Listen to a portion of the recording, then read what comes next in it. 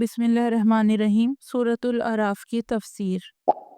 قرآن کریم جب برکتوں والی زمین کا تذکرہ فرماتا ہے تو اس سے مراد شام اور فلسطین کا علاقہ ہوتا ہے۔ لہٰذا اس آیت میں یہ بیان فرمایا گیا ہے کہ جن لوگوں کو فرعون نے غلام بنا رکھا تھا انہیں بعد میں شام اور فلسطین کا مالک بنا دیا گیا۔ یاد رہے کہ ان علاقوں پر بنی اسرائیل کی حکومت فرعون کے غرق ہونے کے کافی عرصے کے بعد قائم ہوئی، جس کی تفصیل سورہ بقرہ کی آیت نمبر 246 سے 251 میں گزری ہے۔ بنانے سے اشارہ ان عمارتوں اور صنعتی یعنی انڈسٹریل ڈیولپمنٹ پیداوار کی طرف ہے جس پر اس قوم کو فخر تھا، اور چڑھانے سے اشارہ ان باغات کی طرف ہے جن میں انہوں نے انگور وغیرہ کی بیلیں تتیوں پر چڑھائی ہوئی تھیں اور بلند درخت اگائے ہوئے تھے۔ قرآن کریم نے ان دو مختصر لفظوں کا یہ جوڑا یعنی پیر اس جامعیت اور بلاغت کے ساتھ استعمال فرمایا ہے، اسے کسی ترجمے کے ذریعے دوسری زبان میں اتارنا ممکن نہیں۔ بنی اسرائیل حضرت موسیٰ علیہ السلام پر ایمان تو لے آئے تھے اور فرعون کی طرف سے پہنچنے والی مصیبتوں کو بھی انہوں نے صبر سے برداشت کیا، جس کی تعریف قرآن کریم نے بھی فرمائی ہے، لیکن بعد میں انہوں نے حضرت موسیٰ علیہ السلام کو طرح طرح سے پریشان بھی کیا۔ یہاں سے اللہ تعالیٰ اس قسم کے کچھ واقعات بیان فرما رہے ہیں۔ فرعون سے نجات پانے اور سمندر عبور کر لینے کے بعد کچھ واقعات اس جگہ بیان نہیں ہوئے، ان کی کچھ تفصیل سورہ مائدہ آیت 20 سے 26 میں گزر چکی ہے۔ ان آیت کے حواشی میں ہم نے یہ تفصیل بقدر ضرورت بیان کر دی ہے۔ اب یہاں سے وہ واقعات بیان فرمائے جا رہے ہیں جو وادی تیہی صحرائی سینا میں پیش آئی، جہاں بنی اسرائیل کو ان کی نافرمانی کی وجہ سے 40 سال تک مقید کر دیا گیا، جس کا واقعہ سورہ مائدہ میں گزرا ہے۔ اس دوران انہوں نے حضرت موسیٰ علیہ السلام سے یہ مطالبہ کیا کہ آپ اپنے وعدے کے مطابق ہمیں کوئی آسمانی کتاب لا کر دیں جس میں ہمارے لیے زندگی گزارنے کے قوانین درج ہوں۔ اللہ تعالیٰ نے اس موقع پر حضرت موسیٰ علیہ السلام کو ہدایت فرمائی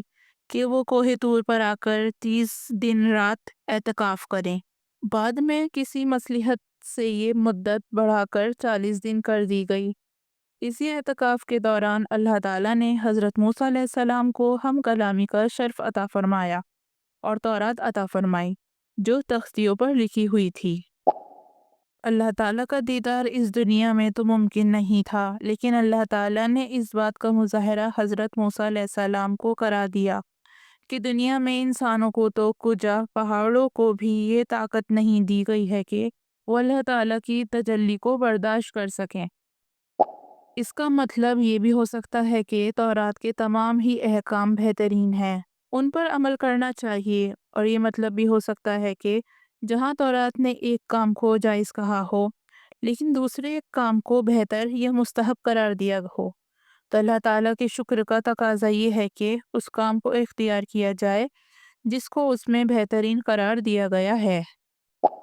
بظاہر اس سے مراد فلسطین کا علاقہ ہے جو اس وقت عمالقہ کے قبضے میں تھا، اور دکھانے سے مراد یہ ہے کہ وہ علاقہ بنی اسرائیل کے قبضے میں آ جائے گا، جیسے کہ حضرت یوشع علیہ السلام اور حضرت سموئیل علیہ السلام کے زمانے میں ہوا۔ بعض مفسرین نے نافرمانوں کے گھر کا مطلب دوزخ بتایا ہے اور مقصد یہ بیان کیا ہے کہ آخرت میں تمہیں نافرمانوں کا یہ انجام دکھا دیا جائے گا کہ جنہوں نے تم پر ظلم کیے تھے وہ کس برے حال میں ہیں۔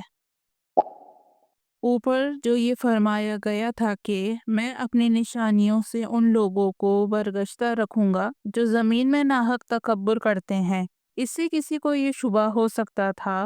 کہ جب اللہ تعالیٰ نے خود ان کو اپنی نشانیوں سے برگشتہ کر دیا تو ان کا کیا قصور۔ اس شبہ کو اس فقرے کے ذریعے دور فرمایا گیا ہے۔ مطلب یہ ہے کہ جب کوئی شخص اپنے اختیار سے کفر پر اڑے رہنے کا راستہ اختیار کر لیتا ہے تو ہم وہی راستہ اس کے لیے مقدر فرما دیتے ہیں جسے اس نے اپنی مرضی سے اختیار کیا، کیونکہ وہ چاہتا ہی یہ تھا کہ ہماری نشانیوں سے برگشتہ رہے۔ اس لیے ہم اس کو اس کی خواہش کے خلاف کسی بات پر مجبور نہیں کرتے، بلکہ اسے اس کی خواہش کے مطابق برگشتہ ہی رکھتے ہیں۔ لہٰذا اس کو جو سزا ملتی ہے وہ خود اپنے ہی عمل کی ملتی ہے، جو وہ اپنے اختیار سے مسلسل کرتا آیا تھا۔ اس بچڑے کا مختصر ذکر سورہ بقرہ آیت 51 میں بھی گزرا ہے، اور اس کا مفصل واقعہ سورہ طٰہٰ آیت 88 یعنی 88 میں آنے والا ہے کہ کس طرح سامری جادوگر نے یہ بچڑا بنایا اور بنی اسرائیل کو یقین دلایا کہ نعوذ باللہ تمہارا خدا یہی ہے۔ یہ تورات کی تختیاں تھیں جو وہ کوہ طور سے لائے تھے۔ پھینکنے سے یہاں مطلب یہ ہے کہ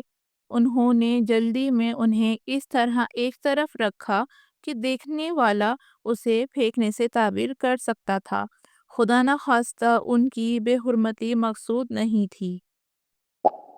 70 آدمیوں کو کوہ طور پر لے جانے کی کیا وجہ تھی؟ اس کے بارے میں مفسرین نے مختلف رائے ظاہر کی ہیں۔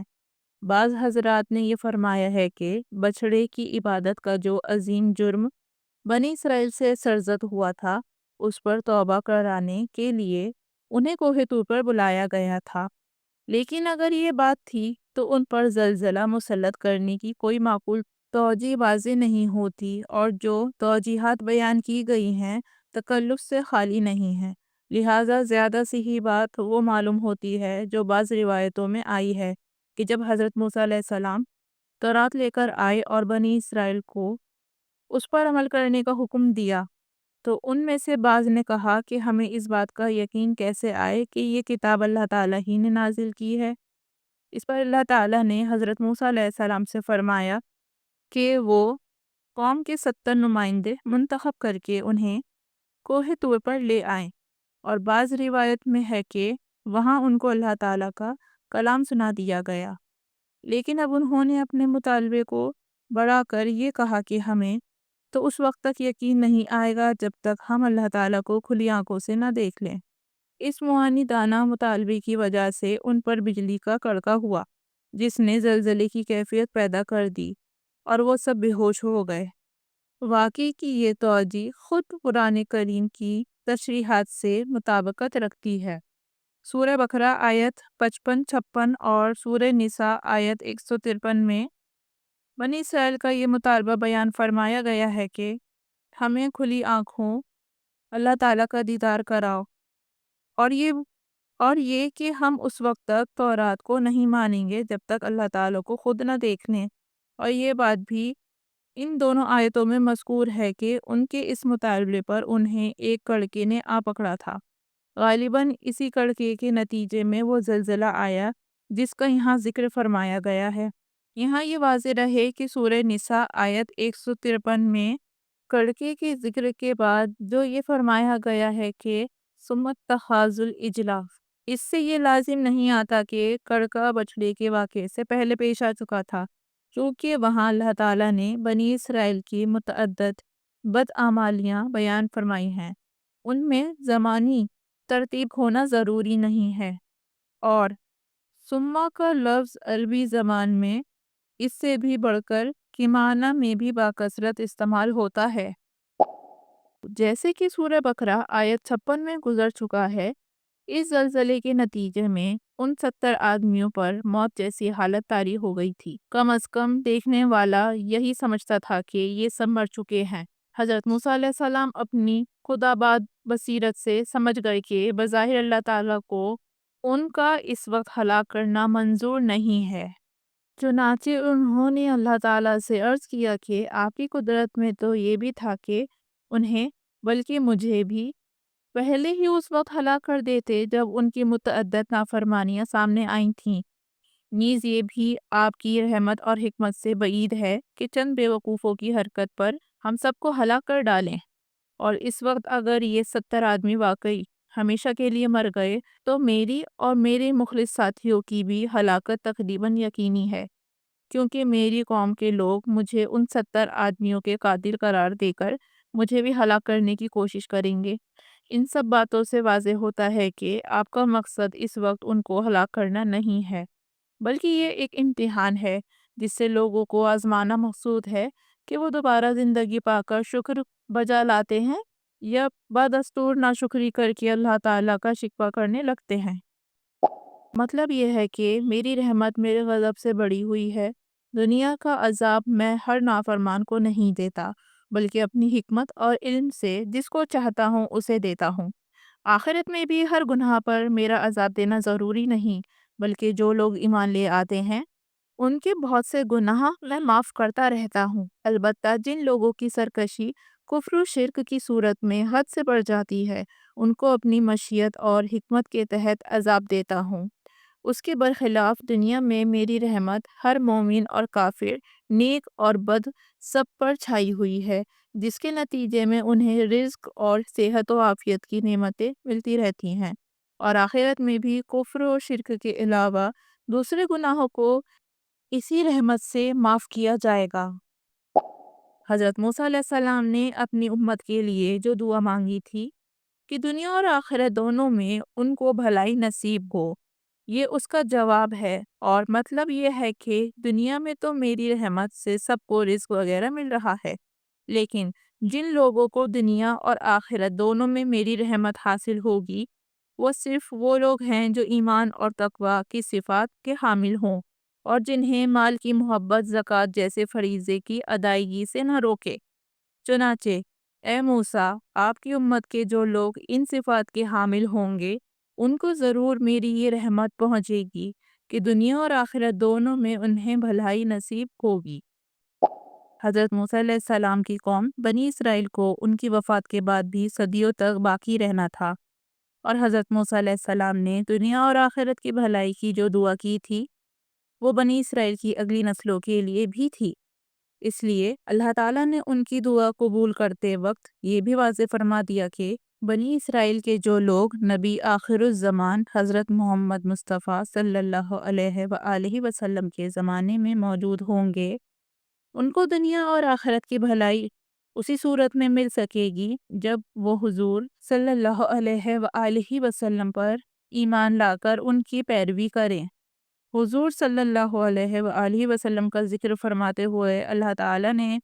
آپ صلی اللہ علیہ وآلہ وسلم کی کچھ صفات بھی بیان فرمائیں، جن میں سے پہلی صفت یہ ہے کہ آپ صلی اللہ علیہ وآلہ وسلم نبی ہونے کے ساتھ رسول بھی ہوں گے۔ عام طور سے رسول کا لفظ ایسے پیغمبر کے لیے بولا جاتا ہے جو نئی شریعت لے کر آئے، لہٰذا اس لفظ سے اشارہ کر دیا گیا کہ حضور صلی اللہ علیہ وآلہ وسلم نئی شریعت لے کر آئیں گے، جس میں کچھ فروعی یعنی باریک باتیں احکام تورات کے احکام سے مختلف بھی ہو سکتے ہیں، اور بنی اسرائیل کو اس وقت یہ نہ کہنا چاہیے کہ یہ تو ہماری شریعت سے مختلف احکام بیان کر رہے ہیں، اس لیے ہم ان پر کیسے ایمان لائیں۔ چنانچہ پہلے سے بتایا جا رہا ہے کہ ہر دور کے تقاضے مختلف ہوتے ہیں، اور جو رسول نئی شریعت لے کر آتے ہیں ان کی فروعی احکام پہلے احکام سے مختلف ہو سکتے ہیں۔ حضور صلی اللہ علیہ وآلہ وسلم کی دوسری صفت یہ بیان فرمائی گئی ہے کہ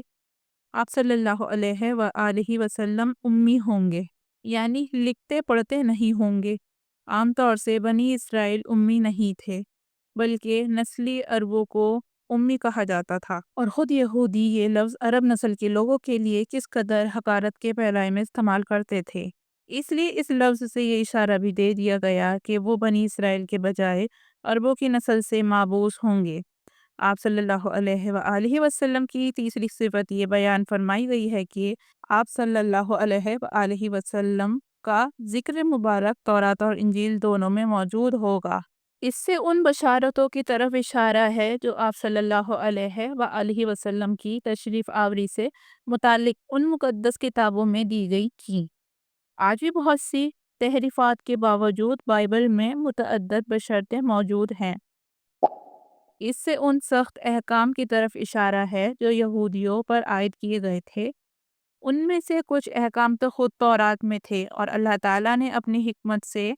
اس وقت یہودیوں کو ان کا پابند کیا تھا۔ بعض سخت احکام ان کی نافرمانیوں کی سزا کے طور پر نافذ کیے گئے تھے، جس کا ذکر سورہ نساء آیت 160 میں گزرا ہے، اور بہت سے احکام یہودی علماء نے اپنی طرف سے گڑھ لیے تھے۔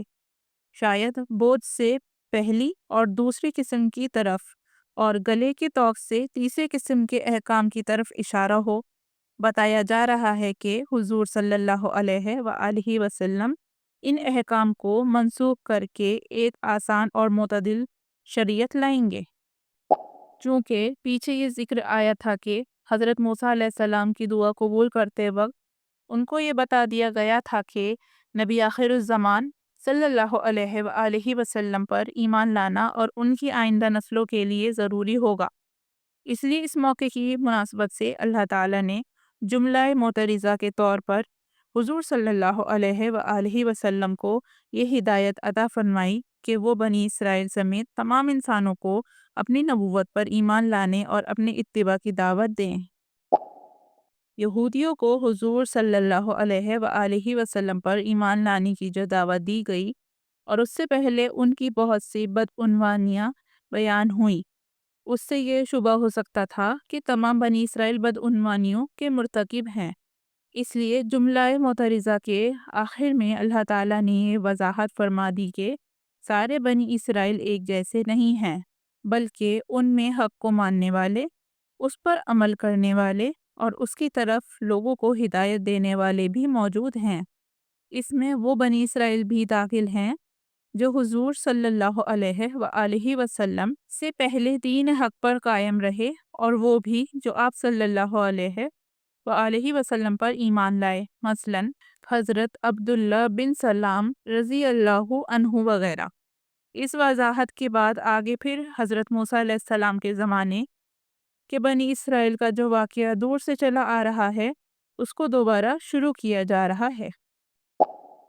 آیت نمبر 160 سے 162 میں جن واقعات کی طرف اشارہ کیا گیا ہے وہ سورہ بقرہ آیت 57 سے 61 میں گزر چکے ہیں۔ تشریح کے لیے ان آیتوں کے حواشی ملاحظہ فرمائیے۔ یہ واقعہ بھی اختصار کے ساتھ سورہ بقرہ کی آیت 65-66 میں گزرا ہے۔ خلاصہ یہ ہے کہ سنیچر کو عربی اور عبرانی زبان میں سبت کہتے ہیں۔ یہودیوں کے لیے اسے ایک مقدس دن قرار دیا گیا تھا جس میں ان کے لیے معاشی سرگرمیاں ممنوع تھیں۔ جن یہودیوں کا یہاں ذکر ہے وہ غالباً حضرت داؤد علیہ السلام کے زمانے میں کسی سمندر کے کنارے رہتے تھے اور مچھلیاں پکڑا کرتے تھے۔ سنیچر کے دن مچھلیاں پکڑنا ان کے لیے ناجائز تھا، مگر شروع میں انہوں نے کچھ ہیلے کر کے اس حکم کی خلاف ورزی کرنی چاہی اور پھر کھلم کھلا مچھلیاں پکڑنی شروع کر دی۔ کچھ نیک لوگوں نے انہیں سمجھایا مگر وہ باز نہ آئے۔ بالآخر ان پر عذاب آیا اور ان کی صورتیں مسخ کر کے انہیں بندر بنا دیا گیا۔ سورہ بقرہ میں جو الفاظ استعمال ہوئے ہیں ان سے معلوم ہوتا ہے کہ یہ واقعہ اگرچہ موجودہ بائبل میں موجود نہیں ہے، لیکن عرب کے یہودی اس سے خوب اچھی طرح واقف تھے۔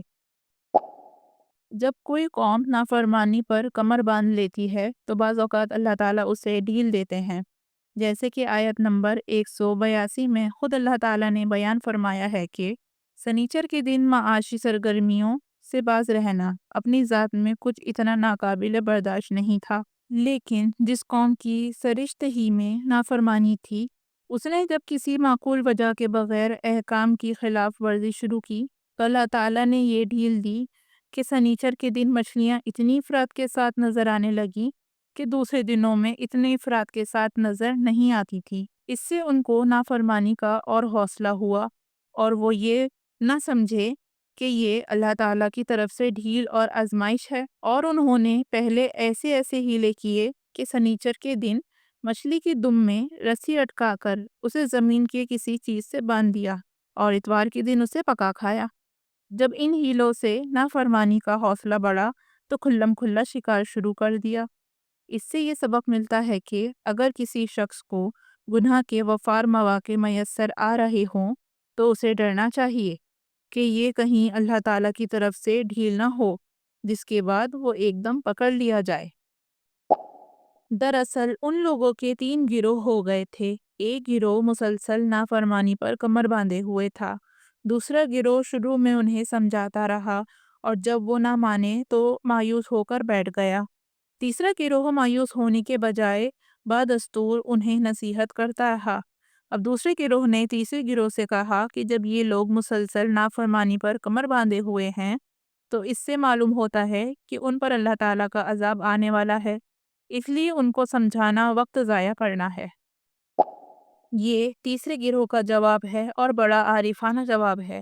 انہوں نے اپنی کوششیں جاری رکھنے کی دو وجہیں بیان کیں۔ ایک یہ کہ ہماری نصیحت کرتے رہنے کا پہلا مقصد تو یہ ہے کہ جب اللہ تعالیٰ کے سامنے ہماری پیشی ہو تو ہم یہ کہہ سکیں کہ یا اللہ، ہم اپنا فریضہ ادا کرتے رہے تھے، اس لیے ہم نے ان کے جرائم سے باری الذمہ ہیں۔ اور دوسرا مقصد یہ ہے کہ ہم اب بھی یہ امید رکھتے ہیں کہ شاید کوئی اللہ کا بندہ ہماری بات سن لے اور گناہ سے باز آ جائے۔ اللہ تعالیٰ نے ان کا یہ جواب خاص طور پر نقل فرما کر ہر مسلمان کو متنبہ فرمایا ہے کہ جب معاشرے میں نافرمانی کا دورہ ہو جائے تو ایک مسلمان کی ذمہ داری صرف یہ نہیں ہے کہ وہ اپنے آپ کو بچا لے، بلکہ دوسروں کو راہ راست کی دعوت دینا بھی اس کی ذمہ داری ہے، جس کے بغیر وہ مکمل طور پر باری الذمہ نہیں ہو سکتا۔ اور دوسرا نقطہ یہ ہے کہ حق کے ایک داعی کو کبھی مایوس ہو کر نہیں بیٹھنا چاہیے، بلکہ اس امید کے ساتھ اپنا پیغام پہنچاتے رہنا چاہیے کہ شاید کوئی اللہ کا بندہ بات سمجھ جائے۔ اس کا مطلب یہ ہے کہ ان کی صورتیں مسخ کر کے انہیں واقعی بندر بنا دیا گیا۔ ہمارے دور کے بعض لوگ اس قسم کی باتوں پر یقین کرنے کے بجائے قرآن کریم میں تعویلات بلکہ تحریفات کے دروازے کھول دیتے ہیں۔ عجیب بات یہ ہے کہ جب دارو کسی قطعی دلیل کے بغیر یہ کہے کہ بندر ترقی کر کے انسان بن گیا تھا تو اسے ماننے میں انہیں تأمل نہیں ہوتا، لیکن جب اللہ تعالیٰ اپنے قطعی کلام میں یہ فرمائے کہ انسان تنزل کر کے بندر بن گیا تو یہ حضرات شرما کر اس میں تعویل کرنے کی کوشش کرتے ہیں۔ یہود کی تاریخ یہ بتائی ہے کہ واقعی ہر تھوڑے تھوڑے وقفے کے بعد ان پر کوئی نہ کوئی جابر مسلط ہوتا رہا ہے جس نے ان کو اپنا محکوم بنا کر طرح طرح کی تکلیفیں پہنچائیں۔ البتہ ظاہر ہے کہ ہزاروں سال کی تاریخ میں ایسے وقفے بھی آتے رہے جن میں خوشحال رہے، جیسے کہ اللہ تعالیٰ نے آگے خود ہی فرمایا ہے کہ ہم نے ان کو اچھے اور برے حالات سے آزمایا، جس سے واضح ہے کہ ان پر خوشحالی کے دور بھی آتے رہے ہیں، مگر مجموعی تاریخ کے مقابلے میں وہ کم ہے۔ یہ ان کی بدعنوانی کا ذکر ہے کہ وہ رشوت لے کر اللہ کی کتاب کی غلط تفسیر کر دیتے تھے، اور ساتھ ہی بڑے یقین کے ساتھ یہ بھی کہتے کہ ہماری اس گناہ کی بخشش ہو جائے گی، حالانکہ بخشش تو توبہ سے ہوتی ہے، جس کا لازمی حصہ یہ ہے کہ آئندہ اس گناہ سے پرہیز کیا جائے۔ لیکن ان کا حال یہ تھا کہ اگر انہیں دوبارہ رشوت کی پیشکش کی جاتی تو وہ دوبارہ لینے کو بے تکلف تیار رہتے تھے، اور یہ سب کچھ وہ دنیا کی خاطر کرتے تھے، حالانکہ اگر عقل ہوتی تو یہ دیکھتے کہ آخرت کی زندگی کہیں بہتر ہے۔ یہ واقعہ سورہ بقرہ کی آیت 63 اور سورہ نساء کی آیت 154 میں بھی گزرا ہے، اور سورہ بقرہ کی متعلقہ آیت کے تحت ہم نے اس کا خلاصہ بیان کیا ہے۔ وہاں ہم نے یہ بھی ذکر کیا ہے کہ عربی زبان کے لحاظ سے اس آیت کا یہ ترجمہ بھی ممکن ہے کہ ہم نے پہاڑ کو ان کے اوپر اس طرح زور زور سے ہلایا کہ انہیں یہ گمان ہو گیا کہ وہ ان کے اوپر گرنے والا ہے۔ اس آیت کریمہ میں جس عہد لینے کا ذکر ہے، حدیث میں اس کی تشریح یہ آئی ہے کہ اللہ تعالیٰ نے حضرت آدم علیہ السلام کو پیدا کرنے کے بعد ان کی پشت سے جتنے انسان پیدا ہونے والے تھے ان سب کو ایک جگہ اس طرح جمع فرمایا کہ وہ سب چوٹیوں کے برابر جسم رکھتے تھے۔ پھر ان سے یہ عہد لیا کہ کیا وہ اللہ تعالیٰ کو اپنا رب مانتے ہیں؟ سب نے اقرار کیا کہ بے شک وہ اللہ تعالیٰ کو اپنا رب تسلیم کرتے ہیں، جس کا لازمی مطلب یہ ہے کہ انہوں نے یہ تسلیم کیا کہ وہ اللہ تعالیٰ کے تمام احکام کو مان کر ان پر عمل کریں گے، اور اس طرح اللہ تعالیٰ نے انسان کو دنیا میں بھیجنے سے پہلے ہی ان سے اپنی اطاعت کا اقرار لے لیا تھا۔ دنیا میں ایسے حضرات بھی ہوئے ہیں جن کو یہ واقعہ دنیا میں آنے کے بعد بھی یاد رہا۔ مثلاً حضرت ذوالنون مصری رحمۃ اللہ علیہ سے ان کا یہ ارشاد معقول ہے کہ یہ عہد مجھے ایسے یاد ہے گویا اس وقت سن رہا ہوں۔ لیکن یہ درست ہے کہ چند مستثنیات کو چھوڑ کر باقی انسان اس واقعے کو ایک عہد کی شکل میں تو بھول چکے ہیں، مگر کچھ واقعات ایسے ہوتے ہیں کہ وہ یاد نہ رہنے کے باوجود اپنا تاب اثر چھوڑ جاتے ہیں۔ یہ اثر آج بھی دنیا کے اکثر و بیشتر انسانوں میں موجود ہے کہ وہ اس کائنات کے ایک پیدا کرنے والے پر ایمان رکھتے ہیں اور اس کی عظمت و کبریائی کے گن گاتے ہیں۔ جو لوگ مادی خواہشات کے گرداب میں پھنس کر اپنی فطرت خراب کر چکے ہوں ان کی بات تو اور ہے، لیکن اللہ تعالیٰ کی عظمت و محبت ہر انسان کی فطرت میں سمائی ہوئی ہے، اور یہی وجہ ہے کہ کبھی فطرت سے دور کرنے والے بیرونی عوامل دور ہوتے ہیں تو انسان حق کی طرف سے اس طرح دوڑتا ہے جیسے اس کو اپنی کھوئی ہوئی پونجی اچانک مل گئی ہو۔ عام طور سے مفسرین نے اس آیت کے بارے میں یہ کہا ہے کہ اس میں بلعام بن باعور کی طرف اشارہ ہے۔ فلسطین کے علاقے موآب میں یہ ایک عابد و زاہد شخص تھا اور اس کے بارے میں یہ بات مشہور تھی کہ اس کی دعائیں قبول ہوتی ہیں۔ اس وقت اس علاقے پر بت پرست قوموں کا قبضہ تھا۔ حضرت موسیٰ علیہ السلام نے فرعون کے غرق ہونے کے بعد بنی اسرائیل کا لشکر لے کر اس علاقے پر حملہ کرنے کا ارادہ کیا۔ جب حضرت موسیٰ علیہ السلام کے فوجیں موآب کے دروازے تک پہنچ گئیں تو وہاں کے بادشاہ نے بلعام سے کہا کہ وہ ان کے خلاف بد دعا کرے تاکہ وہ ہلاک ہو جائیں۔ بلعام نے شروع میں انکار کیا، مگر بادشاہ نے اسے رشوت دی تو وہ بد دعا پر راضی ہو گیا، مگر جب دعا کرنی شروع کی تو الفاظ بد دعا کے بجائے حضرت موسیٰ علیہ السلام کے حق میں دعا کے نکلے۔ بعد میں بلعام نے بادشاہ کے لوگوں کو یہ مشورہ دیا کہ وہ اپنی عورتوں کو بنی اسرائیل کے خیموں میں بھیج دیں تاکہ وہ بدکاری میں مبتلا ہو جائیں۔ بدکاری کی یہ خاصیت ہے کہ وہ اللہ تعالیٰ کے قہر کا سبب بنتی ہے، اس لیے بنی اسرائیل اپنی بدکاری کی وجہ سے اللہ تعالیٰ کی مدد سے محروم ہو جائیں گے۔ چنانچہ ایسا ہی ہوا، بنی اسرائیل اس فتنے میں مبتلا ہو گئے جس کی وجہ سے ان میں عذاب کے طور پر طاعون کی وبا پھوٹ پڑی۔ یہ قصہ بائبل میں بھی تفصیل کے ساتھ مذکور ہے۔ قرآن کریم نے یہاں اس شخص کا نام نہیں لیا جس کی طرف ان آیت میں اشارہ ہے، اور نہ یہ بیان فرمایا ہے کہ اس شخص نے اللہ تعالیٰ کے احکام کو چھوڑ کر کس طرح اپنی نفسانی خواہشات کی پیروی کی۔ اور جو قصہ اوپر بیان کیا گیا ہے وہ بھی حضور صلی اللہ علیہ وآلہ وسلم سے معقول نہیں ہے، اس لیے یقین کے ساتھ یہ کہنا مشکل ہے کہ ان آیت میں وہی مراد ہے۔ تاہم قرآن کریم کا اصل مقصد اس شخص کی تعیین پر موقوف نہیں ہے۔ سبق یہ دینا مقصود ہے کہ جس شخص کو اللہ تعالیٰ نے علم اور عبادت کے شرف سے نوازا ہو اس کو دوسروں کے مقابلے میں زیادہ احتیاط اور تقوی سے کام لینا چاہیے۔ اگر ایسا شخص اللہ تعالیٰ کی آیت کے خلاف ورزی کر کے ناجائز خواہشات کے پیچھے چل پڑے تو اس کا انجام دنیا اور آخرت دونوں میں برا ہوتا ہے۔ عام جانور اسی وقت ہانپتے ہیں جب کوئی بوجھ اٹھائے یا کوئی ان پر حملہ کرے، لیکن کتا ایسا جانور ہے جسے سانس لینے کے لیے ہر حال میں ہانپنے کی ضرورت پڑتی ہے۔ جن حضرات نے اس واقعے کو بلعام بن باعور کا واقعہ قرار دیا ہے وہ یہ بھی کہتے ہیں کہ اس کی بدعمالی کی سزا میں اس کی زبان کتے کی طرح باہر نکل پڑی تھی، اس لیے اسے اس آیت میں کتے سے تشبیہ دی گئی ہے۔ اور بعض حضرات نے فرمایا ہے کہ دراصل یہ تشبیہ اس شخص کی نفسانی حرص کی ہے۔ اگر کتے پر کوئی چیز پھینکی جائے تو خواہ وہ اسے مارنے کے لیے ہی پھینکی گئی ہو، کتا اپنی زبان نکال کر اس پر حرص میں لپکتا ہے کہ شاید یہ کوئی کھانے کی چیز ہو۔ اسی طرح جو شخص دنیا کی حرص میں گرفتار ہو وہ ہر واقعے سے دنیا کا مفاد حاصل کرنے کی کوشش کرتا ہے اور اس کے لیے ہر حال میں ہانپتا ہی رہتا ہے۔ یعنی ان کی تقدیر میں یہ لکھا ہے کہ وہ اپنے اختیار سے ایسا کام کریں گے جو انہیں جہنم تک لے جائے گا، لیکن یہ یاد رہے کہ تقدیر میں لکھنے کا یہ مطلب نہیں ہے کہ وہ جہنم کے کام کرنے پر مجبور ہو گئے ہیں،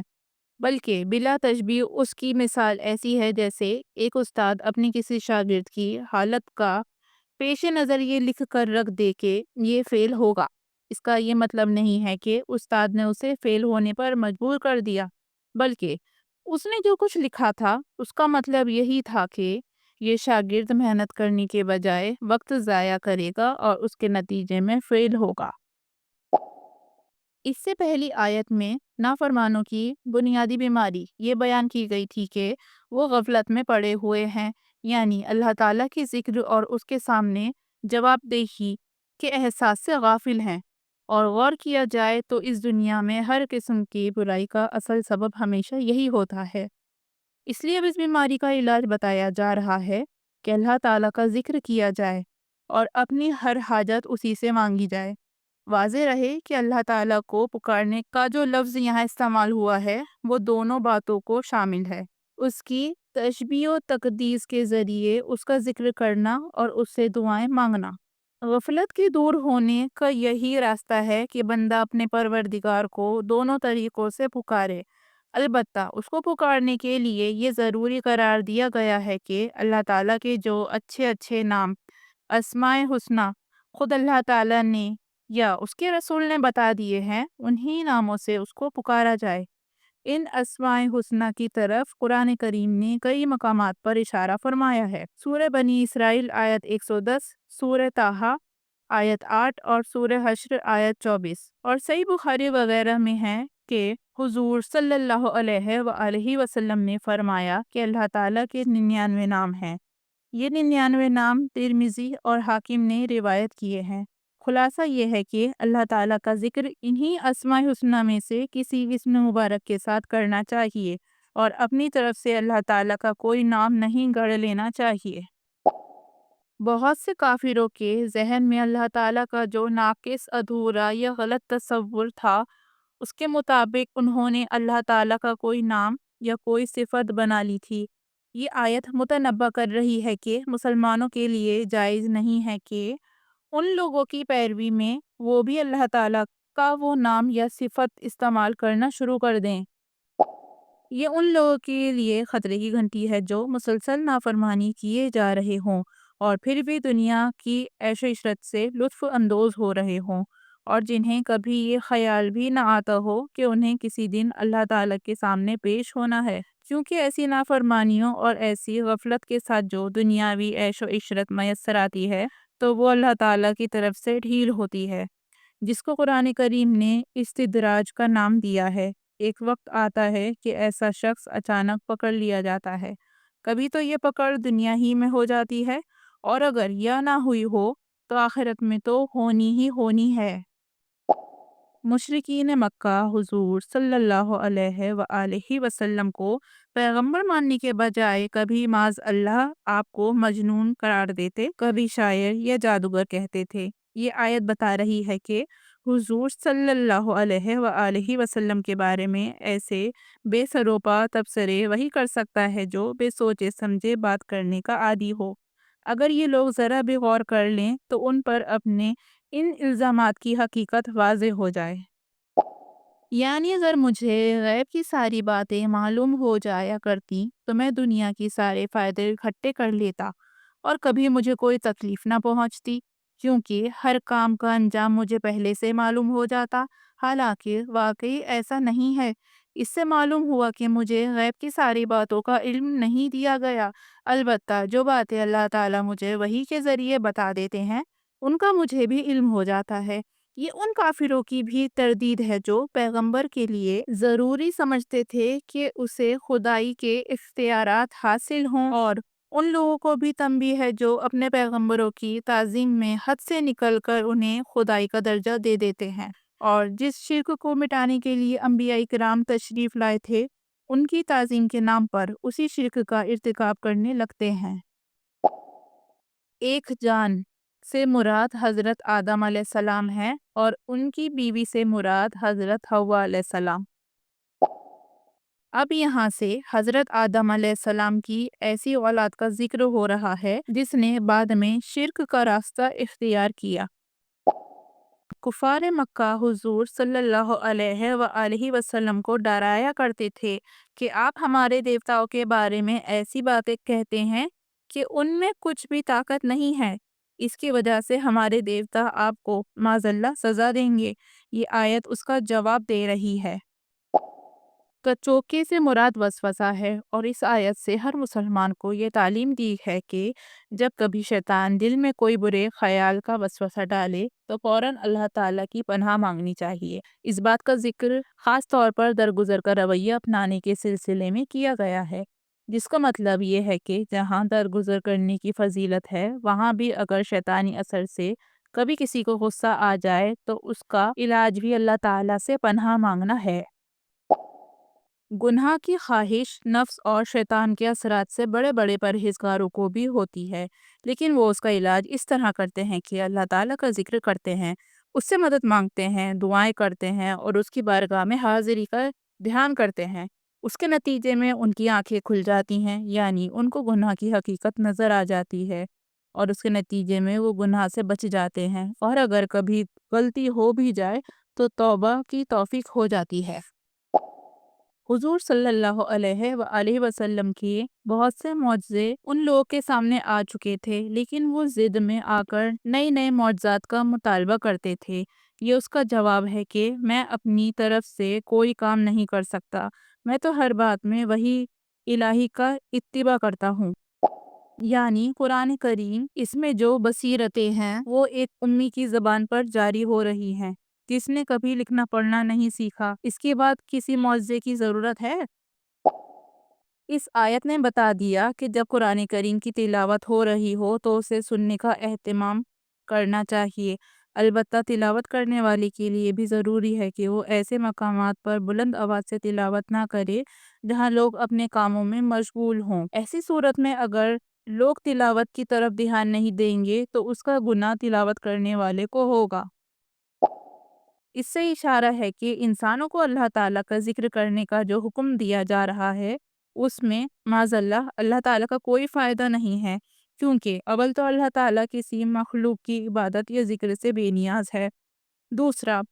اس کی ایک بڑی مخلوق یعنی فرشتے ہر وقت اس کے ذکر میں مشغول ہیں۔ انسانوں کو جو ذکر کا حکم دیا گیا ہے اس میں خود انسانوں کا فائدہ ہے کہ یہ ذکر جب دل میں سما جائے تو انہیں شیطان کے تصرفات سے محفوظ رکھنے کے لیے نہایت مفید ہے، اور اس کے ذریعے وہ گناہوں اور جرائم و مظالم سے اپنے آپ کو بچا سکتے ہیں۔